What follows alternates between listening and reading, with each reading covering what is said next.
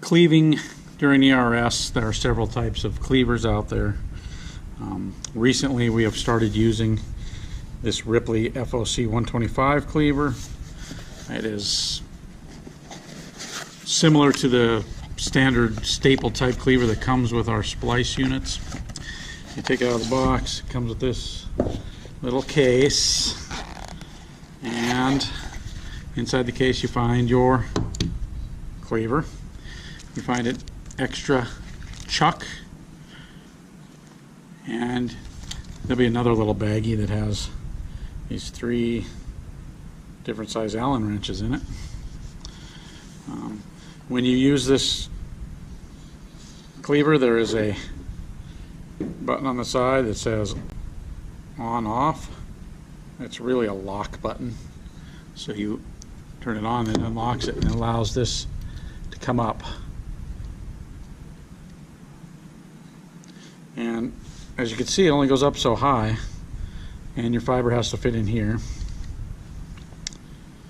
and then you lock down that and you cleave it. However, it's dark in these channels and it's hard to see in there. It would be nice if this lid opens up all the way. Well, it does. On your small little Allen wrenches, you take out the one that's the middle sized. Turn your cleaver around to the back. There are 2 Allen head bolts in here. Take this one out. When you remove that, it allows that lid to open up so you can see inside there more easily. Save that little screw. Now it opens up much more, and you have a better working area where you could actually see the fibers and where you're going to lay them in there. One thing to point out is this says 900, but the first slot is actually 250. The bottom says 250, but that slot is the 900 slot. I don't know why they would do that. So to operate this, you would lay your fiber in here in the appropriate channel, 250 for outside plant fibers.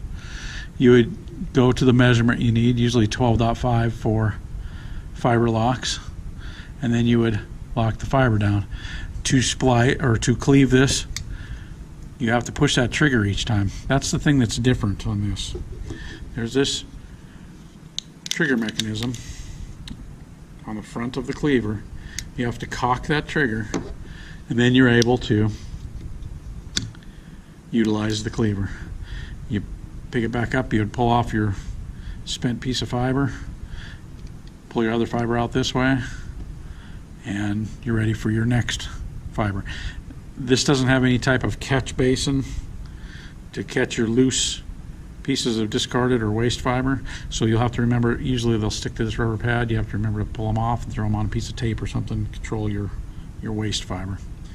Okay, after you use this for a while, it loosens up and you can actually put that screw back in.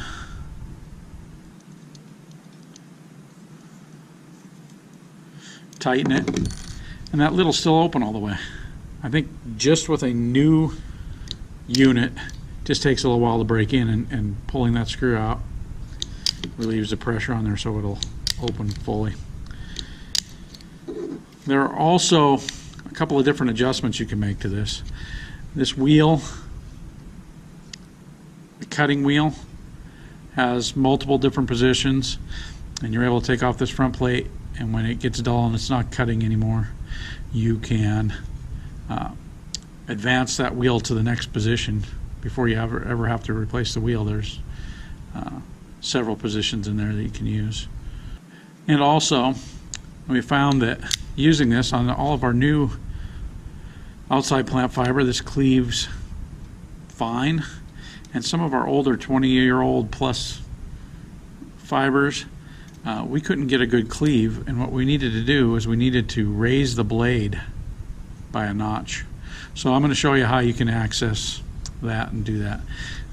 again, that middle Allen wrench allows you to take off this cover plate.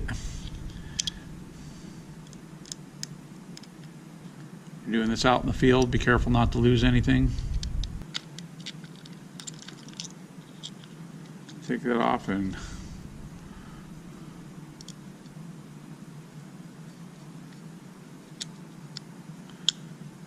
take that off in a single unit. Leave the screws there and set it aside. And then you have to remove this little guard right here. And you do so by loosening up these 4 Allen head screws. And once they're loose, you should be able to pull that whole piece out and set it aside. And you can just leave them in there loose. And then the next thing you have to do is you have to loosen this screw right here. And again, all you have to do is loosen that one. That allows the wheel to be moved. So you loosen that, you don't have to take it all the way out. Once that's loose, turn this thing upside down, and there is a hole in the back that has these graduated marks going around it. And to get to that Allen head screw, you may have to push that trigger in just a little bit.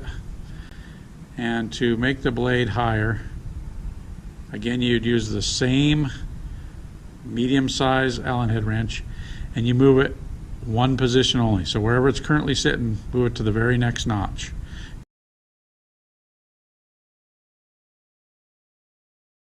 You don't want to move it more than one at a time. I'm not going to do it on this one because this one's adjusted properly, but you would move that down to this next notch and then reverse your process. Tighten this screw again.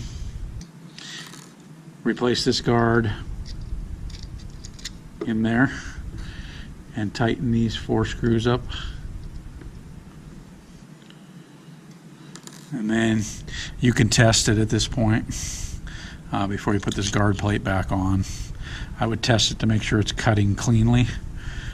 One way you can do that is you cleave the fiber, and then if you have a splicer available, you can throw that cleaved fiber, prepared fiber, into the splicer, and then use that camera in the splicer to see what your cut looks like, to make sure it's not jagged and to make sure that it's adjusted fine. Once it's adjusted fine, then you go ahead and put that cover back on, and that is how you adjust the height of the blade.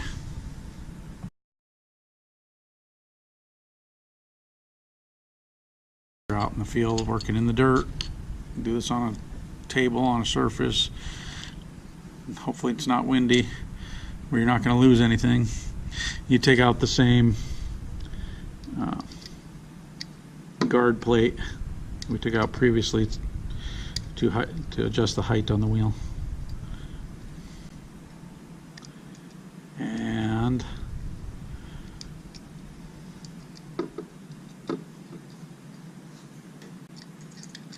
once that's out, in this case, you have 2 holes on this plate, and again, you might have to push that trigger in or out to get the screws to line up with the hole. And there's one, and you just loosen that 1 to 1.5 turns. So once completely around and a half turn, and same thing on the next one. Once completely around and a half turn. Now this wheel actually has to be moved to the next one. It's been used for a while. You want to use a soft tip object to advance that blade to the next position. It looks like there's 16 positions on that blade, so you can move this 16 times. You could use like a Q-tip. I like to use the fiber optic cleaning picks that we have, And you can just take and move that wheel to the next position. And when it's on the next position, go ahead and tighten that back up again. Both of those set screws. Tighten those up. Again, you can test it out. I'm just going to put it back together.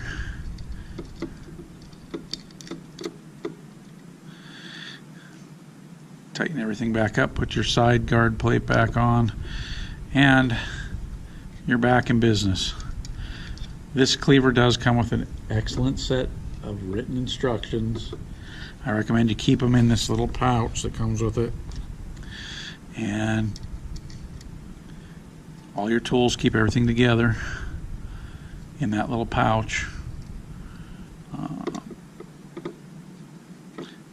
And that's all there is to adjusting your cleaver. You can also clean the cleaver, and you could also replace that wheel. Instructions are included, the written instructions are included. I didn't put that on this video because these are all brand new to us, so